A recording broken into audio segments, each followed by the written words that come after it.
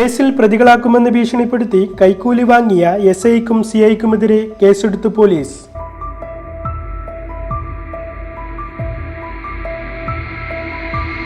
തിരൂർ ഡിവൈഎസ്പിയാണ് Valanchery CI Sunil Das, SI Bindulal, ഇവരുടെ സഹായി അസൈനാർ എന്നിവർക്കെതിരെ കേസെടുത്തത്.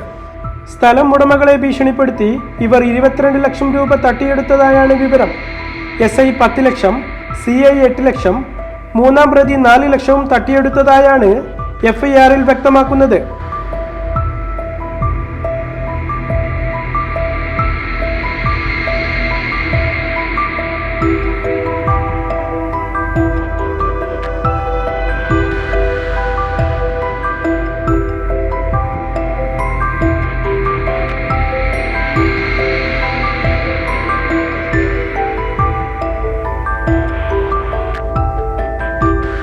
ഉദ്യോഗസ്ഥർക്കെതിരെ കൂടുതൽ നടപടികളിലേക്ക് ഒരുങ്ങുകയാണ് ഉന്നത ഉദ്യോഗസ്ഥർ.